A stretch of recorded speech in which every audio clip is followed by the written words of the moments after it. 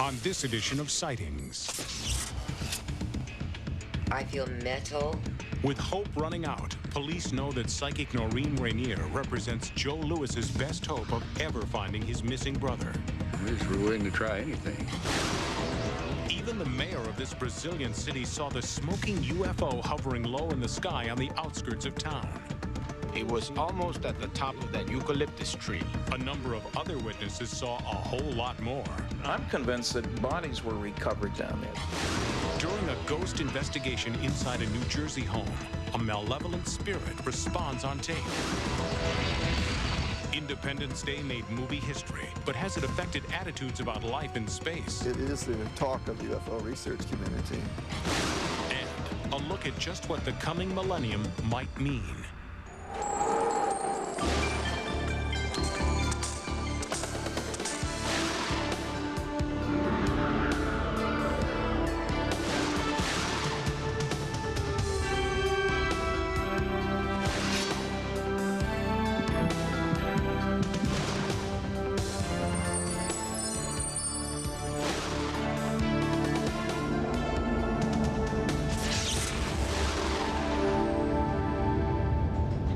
Welcome to Sightings. I'm Tim White. In 1995, Sightings answered a plea for help from a family in Piscataway, New Jersey, who felt that they were being haunted by negative energy inside their home. A Sightings team conducted a thorough investigation, but since the 2 visits to the house, the haunting activity has only gotten worse. The family is still desperate for help. They want the evil spirits out.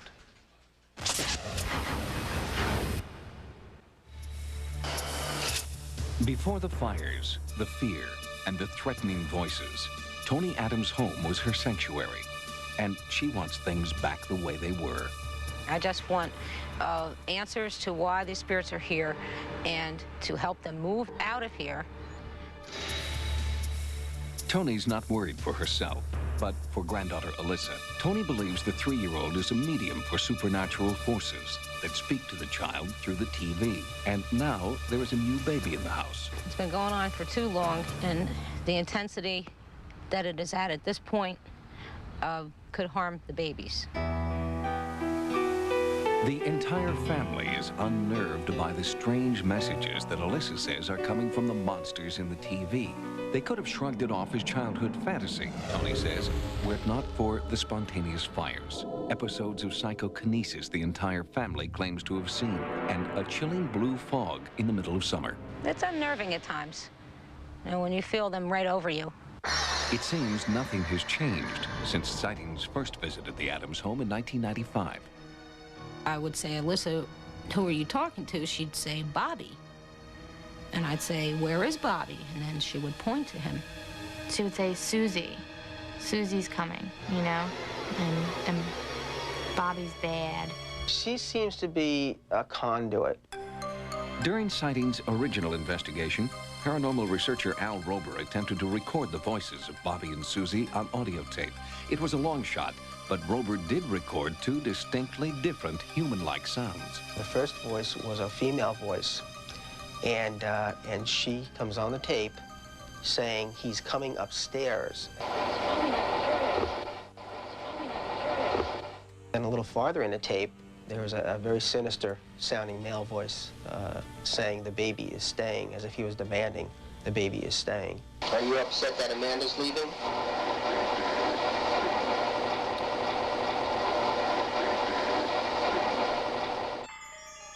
For a psychic's perspective, Sightings called upon Jane Doherty, who sensed an evil spirit behind the haunting activity.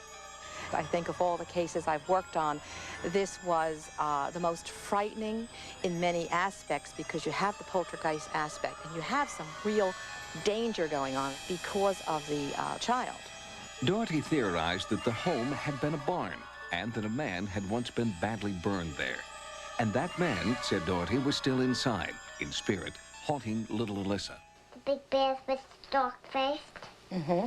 And they jump on me. She's calling him the bear monster now. Now, I finally put that together, why she's saying that. Supposedly, if this person was burned, I guess their skin would look like a monster. And what did the bad bear do? He scared me. and he didn't hug me. During the original investigation, both Rober and Doherty suggested that Alyssa and her mother, Yolanda, should move out. The only thing that worries me is that if my daughter tries to move and take the baby, that he's going to become violent. That interview in 1995 was prophetic. Yolanda and Alyssa did move out, but the haunting continued, and now Tony's new granddaughter, Amber, seems to be the target. She was lying on the couch, and I turned for a minute to continue to fold the laundry, and as I turned around, she was wrapped in the couch cover, and she was struggling to get out of it. She couldn't have done it herself, so someone did do that. And when Alyssa comes to visit, Tony feels the negative energy in the house increases dramatically. When we were in the kitchen together, a knife that I was cutting with went from the counter to the floor, and nail polish remover was open and lying on the floor, all things that could potentially hurt her or put in her path. The stress of waiting and wondering when the next attack will come has taken its toll, especially after an incident just a few weeks ago. I came home one night and I came in with the baby, and I got about halfway through the house and I noticed that it smelled really heavily of gas. The situation could have been deadly if the kitchen window hadn't been open, a window Tony distinctly remembered closing before she left the house. Who opened that window? Tony believes there may be spirits who have come to protect the family. One spirit I believe to be my aunt. I believe she's the protector over the family and keeps the other ones in line as much as possible. And with nothing more than a reel-to-reel tape deck, microphone, and blank tape, Al Rober recorded new anomalous sounds. A voice jumps on the tape, female voice, and she's saying, "I hope we can talk."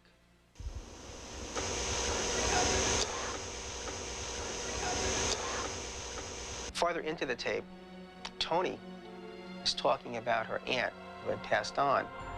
And she finishes the statement, and a voice comes on and says, "Take care."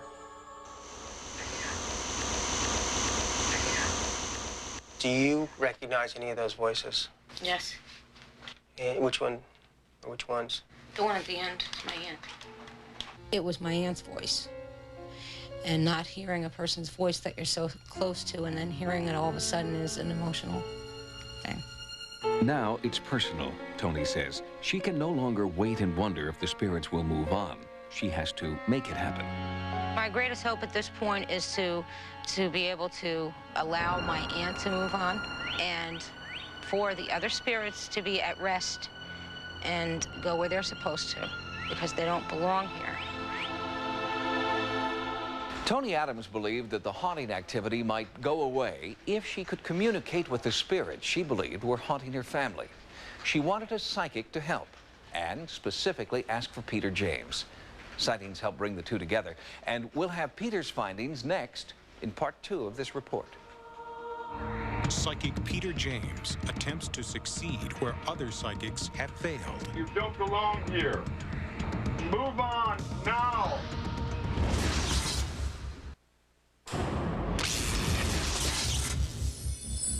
More than 5 times now, paranormal investigators have recorded inexplicable noises and strange voices inside the New Jersey home of Tony Adams and her family. Tony has asked Sightings to help her contact the negative spirits that she believes are haunting her home. Tony is hoping Peter James can make it stop.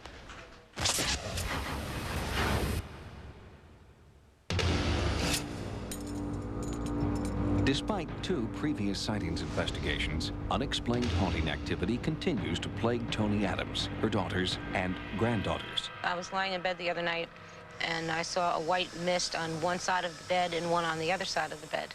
And I just lay there for about an hour and watched them, thinking maybe they were trying to tell me something. The mist seemed to be emanating from Tony's bedroom closet, an area that psychic Diana Abbott had earlier identified as a paranormal hotspot. Whoa. Is it like you just stepped into the refrigerator? Yes, but it's more than that. Investigators who have visited the home believe there are two supernatural forces at work here. One, the destructive spirit of a man who had been burned on the property. The other, the benevolent spirit of Tony's aunt, who is fighting to protect the family. She came here originally to give me a message and found there were spirits here that didn't belong, and so she stayed to protect us. Sightings brought in renowned psychic Peter James, who instantly sensed a connection between the male spirit and the circumstances that had angered him. Was there ever a fire here? Because I look at the house and I see smoke and I see flames. Even though he knew nothing of Alyssa's encounters with the entity she called Bobby, Peter sensed that connection too. Do you know anyone whose name began with an R, first to last name, lived here prior to you? Was there a male R? My plan of attack is that I plan to communicate with this male entity that I feel is here. Peter James interviewed Tony. How long have you been aware of this activity? I'd say probably for a little over 3 years. 3 years. He developed a strategy for communicating with the spirits. We'll get it resolved, one way or the other. Trust that. He wanted to connect with the dangerous spirit first. I will be guided by my own instincts, but when I make contact with this entity, I will become a little confrontational. Hello? Hello? There's something in here. Hello? Who's there? Identify yourself. Your name is Rob. He's definitely in the bedroom. And whoa, something just, hello? Easy, something just touched me. Something just grazed my hand. There is no doubt in my mind that there is definite anomalous activity here, and quite a bit of it. There's a Robert here, and I do believe that Robert died tragically, violently. It was in the bedroom that Peter felt the negative energy most strongly and claimed that it was Robert, the spirit Alyssa called Bobby, who was fixated on the children. Can you speak to me, Robert? Talk to me. Tell me why you're here. You've got to stop terrorizing this family, or you must move on now. Then Peter felt another spirit was emerging. I feel he's still here, and I'm also feeling behind me there's a female. Was this Tony's aunt reaching out from another world? Tony showed me a photograph, and there was a striking resemblance. I would venture to say that the other female is her aunt. Once he had identified the source of the haunting, Peter looked for a way out for the spirits. He felt the doorway between their world and this was in Tony's closet. You don't belong here. Move on now. He has to understand that this is my house now. This is not his house any longer. He has to understand there's a better place he's going to go to than where he is right now. After his tirade, Peter said he felt the negative spirit withdrawing. I feel a wave of sadness suddenly coming from him. His vibrations, his energy is almost childlike now. Peter also felt the other protective spirit was moving back into her world as well. I now feel like that female I spoke of earlier is behind me. There's no doubt in my mind that the activity will begin to diminish right away. Now it's a question of time. As Peter James successfully exorcised the dangerous forces inside the home once and for all, has he released the spirit of Tony's aunt so that she may rest in peace? Everyone is hopeful. Having done what I did will get rid of the activity. So in that sense, I think my work is done here. I think the baby will be less frightened now. As far as this house goes, I think that this investigation hopefully is over and everything will be resolved. Since Peter James' psychic investigation, the entire Adams family reports feeling a sense of relief and peacefulness. While Tony is cautiously optimistic, she says she's also learned never to underestimate the power of paranormal forces. We'll keep you updated in future reports. Next, is this proof of life on the moon? Ufologists react to Independence Day and the paranormal internet.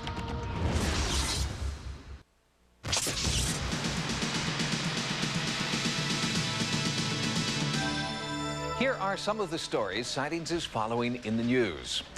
Richard C. Hoagland, world famous for his interpretation of seemingly man-made structures on the surface of Mars, has expanded his research to include another celestial body, the moon.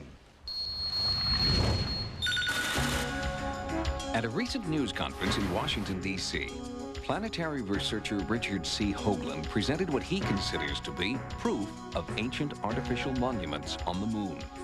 As evidence, Hoagland offered allegedly purloined NASA photographs that he believes reveal engineered structures on the lunar surface. Hoagland is best known for his groundbreaking theories about artificial pyramids and a human effigy found on Mars in 1976. Now, Hoagland says, similar structures have been found on the moon, and NASA knows it. He charges the space agency with a cover-up of galactic proportions. Apollo 14 astronaut Edgar Mitchell is one of only 12 men who have actually walked on the moon. Does he believe there is any validity to Hoagland's claim? If the structures on the moon are as he suggested, we should have been able to see some evidence for it. It should not be so difficult to dig all of that out. There was certainly no evidence for it at our site that we could observe, and no evidence on any of the other flights that we could observe.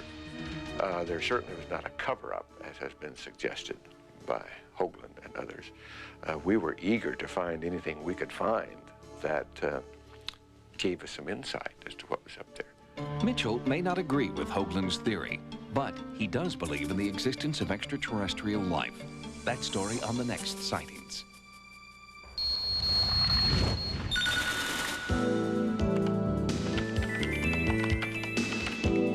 From cyberspace, everything you always wanted to know about the paranormal, and you don't have to be afraid to ask.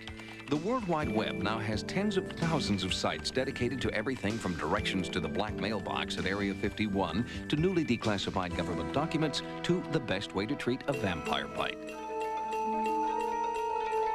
On a website called The Science of Feng Shui with Lillian Tu, Sightings found a good overview and detailed instructions for those interested in this ancient form of Chinese geomancy. Lillian Tu is a Harvard-educated writer whose books on feng shui are bestsellers in Asia. And now, through the internet, Tu's feng shui system is available worldwide. Here, Tu demonstrates how to design your home to maximize the flow of good energy, called qi. And there are suggestions on where to place furniture for good luck, prosperity, and happiness. You can access the Science of Feng Shui with Lillian Tu at www.asiaconnect.com.my/Lillian Tu. From Hollywood, it was the biggest movie of 1996. And now, the invasion is about to hit home with the video release of ID4 on November 22nd. We're gonna stop them! They're gonna kill us all! The Fund for UFO Research has received dozens and dozens of phone calls as a result of Independence Day. Richard Hall, chairman of the Fund for UFO Research, says that the success of Independence Day has been both a blessing and a burden to the serious study of UFOs. I personally think it's very ironic that a fairly far-out science fiction or science fantasy movie gets attention to UFOs when serious evidence doesn't. But it is the talk of the UFO research community.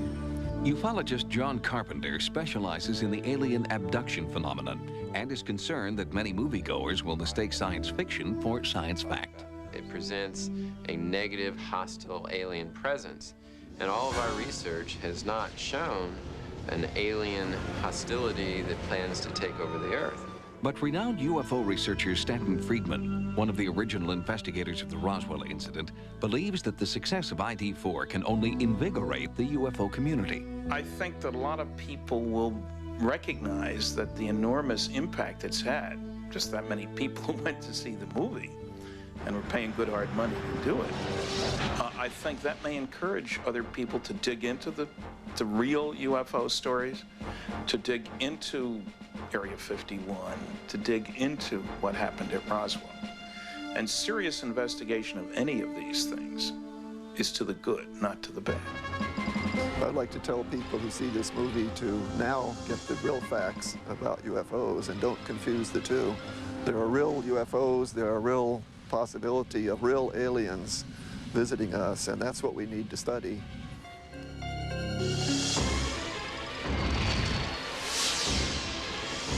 what I call a close encounter. We'll have more stories from the news next time. Now, here's what's coming up on Sightings. Can this psychic lead police to a man who's been missing for 2 years? I'm driving for a short distance, and then something happens, and I see him in the air. And was there a UFO cover-up in Brazil?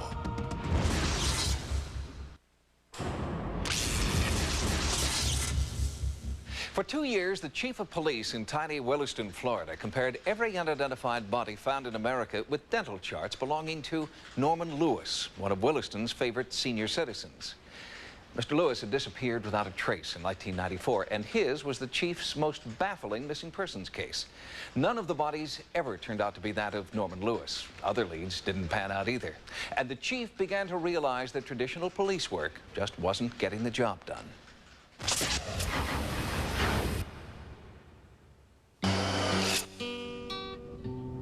Williston, Florida is the kind of town where everybody knows about everybody else. And everybody knew that 76-year-old Norman Lewis was retired, an avid outdoorsman, and a little bit unpredictable. It wasn't unusual for him to just grab his fishing pole, jump into his pickup truck, and take off. But it was very unusual for Norman not to come back. In the beginning, it looked like any other routine missing persons case, especially when you're dealing with a senior citizen or an adult. Joe and Virginia Lewis were worried this time. Joe's brother Norman had left behind all his cash, his ID, and his medication. We couldn't find anything missing. Everything seemed to be there. His billfold, all of his identification and medication, and he had asbestosis and glaucoma. Of course, as the days turned into weeks and the weeks turned into months, it became pretty apparent that this wasn't your average missing persons case. The Williston Police Department pulled out all the stops. They tagged his bank accounts, prescriptions, and sent out a countrywide bulletin with a picture of Norman and his truck. For Chief Slaughter, Norman was beginning to feel like family. I see the family every week. I see his brother Joe and his sister-in-law Virginia, and we'd be passing on the street or in the same restaurant. And although they knew that I'd tell them the minute we had any news, every time I faced them, I could see that searching look in their eyes, like, is there some information for us? Is there some news, And it's really tough when you're that close to people and you're a small-town police chief and they're looking to you for the answers and you don't have them. Why did Norman disappear? He didn't have any enemies. He wasn't carrying anything valuable. He was alert, and he knew the woods like the back of his hand. 8 months after Norman's disappearance, the case was handed over to investigator Brian Hewitt, who had just returned from a special police training seminar. Mr. Lewis became his highest priority. Hewitt started over from the beginning, re-interviewing everyone who had had any contact with Norman. Early on, the investigator began to feel that Norman's truck might be the key to unlocking the case. Find the truck, find Norman Lewis. People would call in thinking that they possibly had seen him or the truck, and then I'd track that down and another dead end. Well, it was difficult, very difficult. I mean, you continually was thinking about it. You think, what did we overlook? If we had overlooked anything, is there anything else we can do? And of course, that was very frustrating. The first anniversary of Norman's disappearance came and went without a single break in the baffling case. Now, Hewitt decided in desperation it was time to try something unorthodox, to try a psychic detective he had met at the police seminar more than a year before. I talked it over with the chief, and he apparently had some successful dealings with psychics in the past. I've always been a bit of a skeptic, and I'm sitting here in rural Williston, Levy County. I know that, there's going to be some question about stepping out of the mainstream investigation and dealing with the psychic. It's a very religious community. I have more churches in town than I have fast food restaurants. This was something new that we could try, and we were willing to try anything. And so, on July 17th, 1995, investigator Hewitt drove the 2 hours from Williston to Orlando to consult with police psychic Noreen Rainier. I only work with the police. I don't need to see you. I don't need to see the scene of the crime. Let me touch something off the body. I prefer metal. I prefer a watch, a ring, an earring, a belt buckle. Lewis's had given me a couple pairs of his shoes and his wallet. And I spoke to her on the phone, and she indicated that those items would be fine. I'm going to find Norman. Rainier uses a paranormal technique called psychometry. By handling some of Norman Lewis's personal effects, Rainier believes she can tap into residual psychic energy that will lead her to Norman. Numbers. 21. I feel miles. She gave us the numbers 45, 21, and 22. I remember those three specifically. I see brick. Don't know what it's associated with, but I just feel the brick very strong.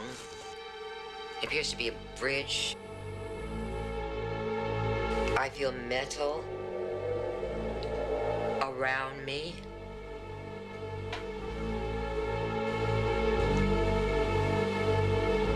I feel plants.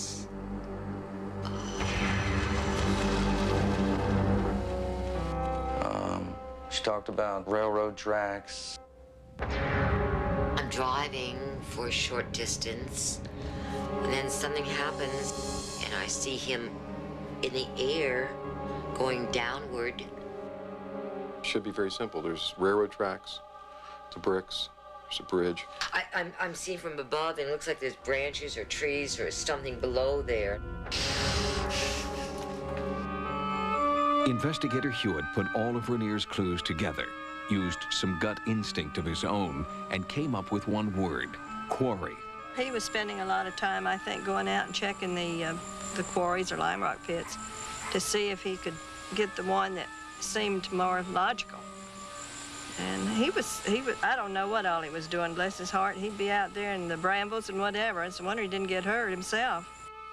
I walked around probably 30 quarries, climbed up and down cliffs, and cut my way through growth, and it was quite an adventure.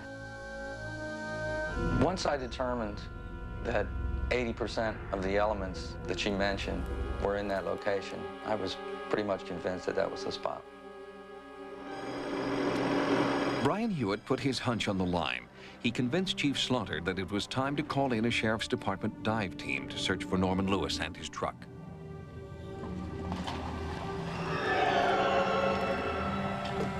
The dive team made their search and came up empty-handed.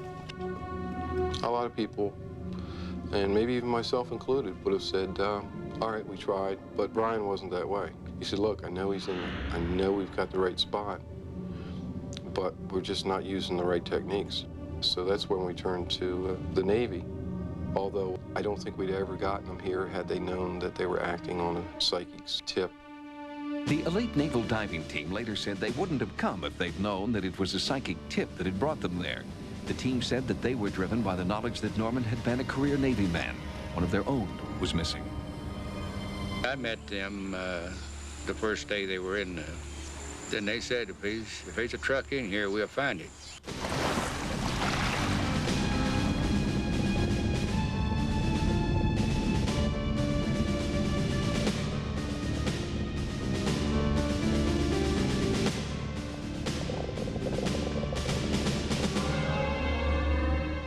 When we found the vehicle, Joe was there. Joe was up on a cliff. And that's when Brian came up and told us that they'd found the truck. And I asked him, I said, is he in it? And he said, yeah. It was a sad day because, you know, obviously Norman was deceased, but on the upside, it was, you know, finally over, get a good, decent burial, and the family could go on with their lives, and we could kind of close it out and basically go on with ours. 2 years after he had disappeared, Norman could finally be laid to rest. The Williston police had used Noreen Rainier's clues of bricks, abandoned railroad tracks, and a bridge to pinpoint the quarry where Norman had drowned in his truck. And what of the numbers that Rainier divined? 45, 21, 22. It turns out that the quarry where Norman was found is located just off State Route 45. His truck was found exactly 2.1 miles from his front door, and finally the calendar date on Norman's diving watch was stopped on the number 22. The Williston Police Department invited Noreen Rainier to work on the Norman Lewis case because they had nothing to lose. But there are a lot of families searching for missing loved ones who do have a lot to lose.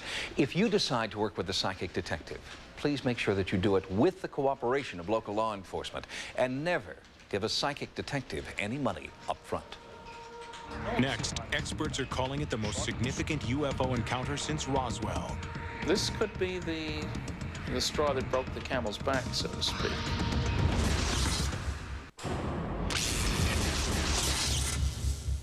Flying saucers, reports of alien bodies at the scene, a government cover-up of monumental proportions.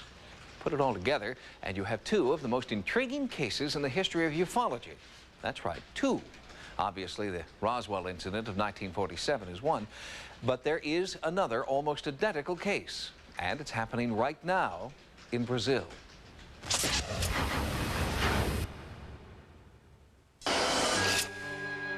Vittorio Paccaccini is one of Brazil's leading ufologists, a tireless investigator who has spent a lifetime researching thousands of UFO sightings throughout Brazil. But despite Paccaccini's best efforts, Brazil has never gained recognition as a major UFO hotspot, until now. The sightings began early on the morning of January 20th, 1996. Paccaccini rushed to Varginha in eastern Brazil, where he took testimony from cattle rancher Eurico Rodrigues de Freitas. De Freitas claimed that he had seen a large and seemingly damaged saucer hovering at treetop level. It had panicked his herd. A noise was made by the cattle and it got my attention. It was 1 a.m. and the object passed through here. So what exactly did you see? Tell me the details. Details? Well, it was covered with smoke. It was a big object about the size of a small bus, and it hovered for 40 minutes about 5 meters off the ground. Paccaccini tried to corroborate De Freitas' account and found more eyewitnesses, including the mayor of a neighboring town. It was an object almost the same size of a small bus. It was rectangular. I could see it had 5 lights. It was almost at the top of that eucalyptus tree. There were also reports that the local fire department had been called out to investigate the appearance of a strange humanoid creature on the outskirts of town. Varginha's fire department is also its animal control agency and routinely rounds up all kinds of wild animals that stray into populated areas. But what they captured on the afternoon of January 20th was unlike any animal they had seen before. The creature had been on a slope toward a wooded area, and children had been throwing rocks at it, probably because they didn't know what it was and were a bit frightened of it. The firemen didn't have any trouble capturing this creature because it was somewhat dazed, perhaps from being hit by the rocks. This creature was then carried off by the military. Throughout the day, the fire department and reportedly the military began to respond to calls from frantic citizens who were seeing more humanoid creatures. Based on the times of the calls and the distance between sightings, Paccaccini believes that there may have been as many as 5 different creatures. Most of the sightings were fleeting glimpses, but these young women claim they saw much more. They were coming from work, they were cleaning somebody's house, and then they decided to make this shortcut. And all of a sudden, they just saw that creature, you know, leaning against the wall, you know, bending down. They got really scared. They thought it could be the devil. Lilian and Bacarina, I would like you to see this picture and see if it's close to what you had seen. See. They were going to arrive at 2 o'clock, and it was already 2:45, and they hadn't gotten home yet. So I was really worried, and I went to meet with them. I got off my street at the corner, and I met with Liliana, and she was very nervous, crying a lot. And then Katia and Lakia were coming. After I had calmed them, they told me, "Mama, I'm really scared because I think I saw the devil today." Based on their testimony, the creatures were dubbed alien beasts and linked to the UFO sightings. The media began to demand answers, but in this case, Brazilian officials had very short memories. Did you see that kind of animal that was captured months ago? I was on holiday. But is there anyone who can talk about it? No, nobody. But didn't you have any friends that were working here that day? I was on holidays. What I know is what you know. And what is it? I don't know. However, Paccaccini claims that a high-ranking member of the military told him off the record that an alien creature was taken into custody. They took it to Humanitas Hospital. Many different doctors, over 15 of them, were in that place. Intelligence people from the army. You know, that creature had this horrible smell. One of the doctors came over and, you know, grabbed the creature's chin like this, opened that little slit, and using tweezers, he grabbed the tongue and pulled it out a little bit. It looked like a black ribbon, or some lizard, a tongue or something like that. Many people saw that. We have the statements recorded. And then he released this and it went back immediately. According to this same anonymous source, at least 2 humanoid beings were captured and examined at Humanitas Hospital. They both died a short time later while in military custody. Paccaccini claims his source told him that Brazil was not the only government with an intense interest in the creatures. One of the military witnesses indicated that the United States government not only alerted the Brazilian military that this object was coming down, but that several American officials had showed up and were on the scene to help direct the process secretly. I was quite impressed with the depth of investigation done by Mr. Paccaccini.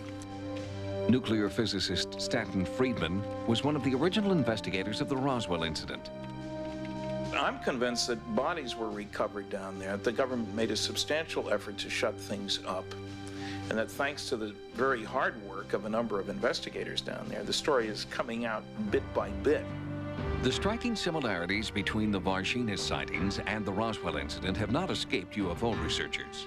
Information on Brazil is all over the internet, and this time ufologists vow proof of extraterrestrial contact won't slip through the World Wide Web. This is a very big story.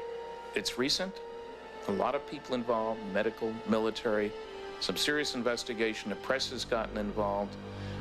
This could be the straw that broke the camel's back, so to speak. Since our investigative team in Brazil filed this report, UFO sightings have increased dramatically. There has also been another sighting of a so-called alien spotted in a wooded area near Varginha. Sightings will bring you more information on the UFO activity in Brazil on future programs. Next, on December 31st, 1999, the world will discover what a difference a day makes. Are you ready for the next millennium?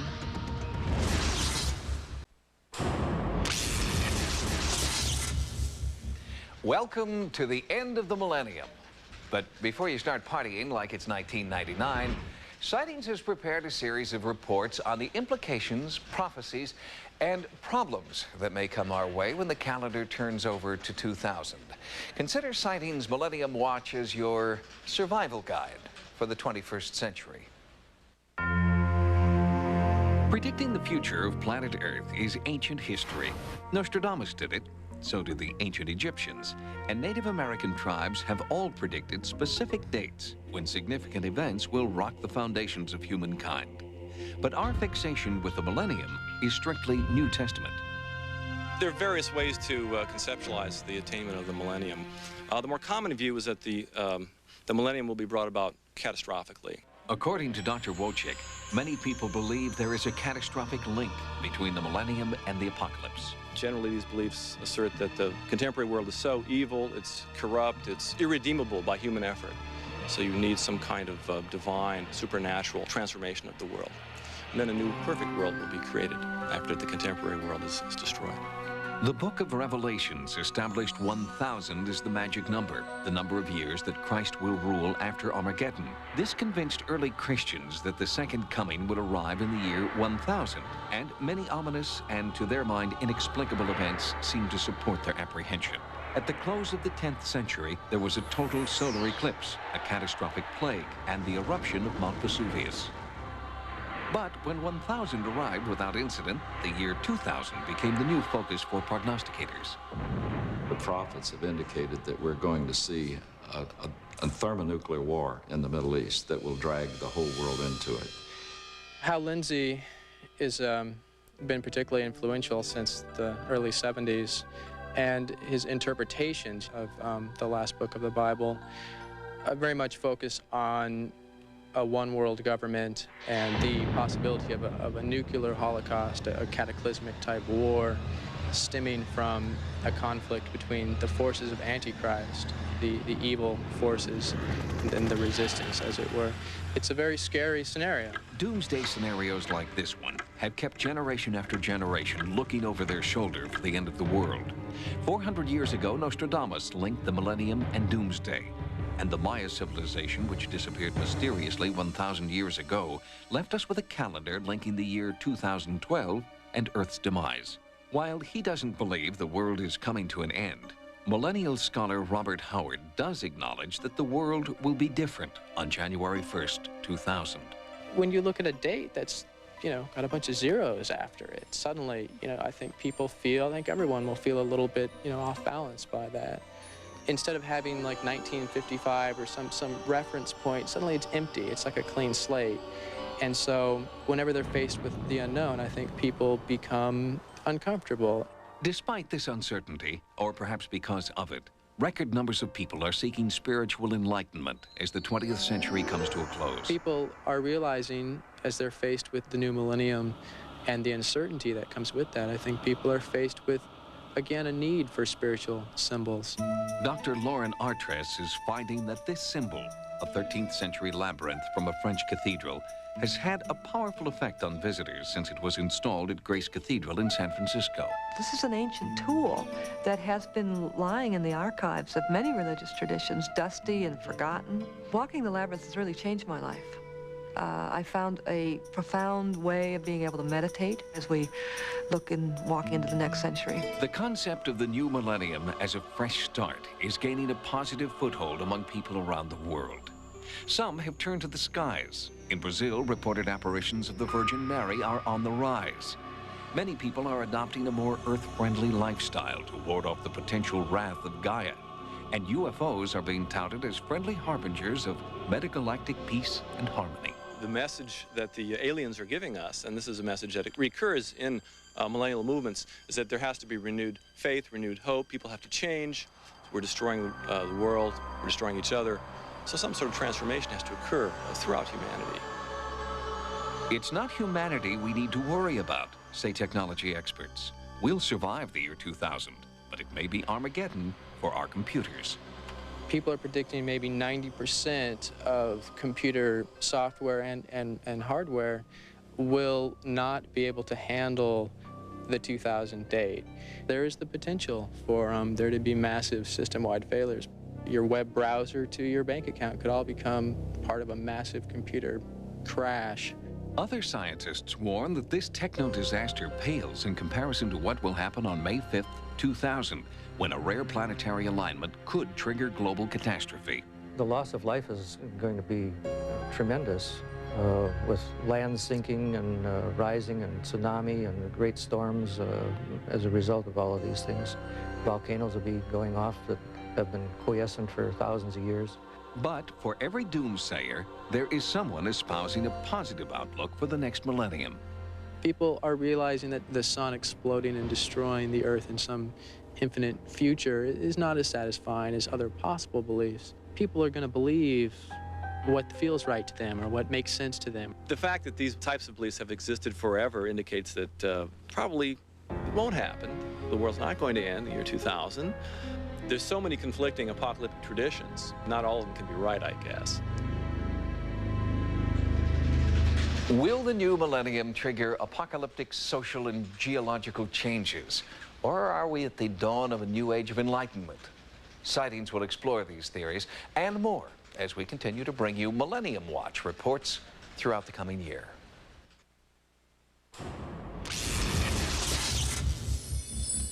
If you've had a paranormal experience, please write to us at Sightings. Sightings can also be contacted at America Online at keyword Sightings. Download images, sounds, and QuickTime clips from Sightings episodes.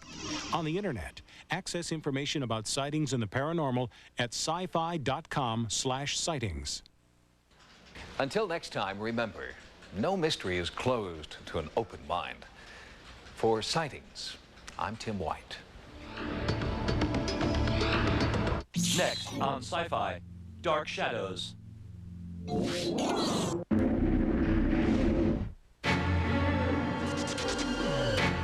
We all go a little mad sometimes.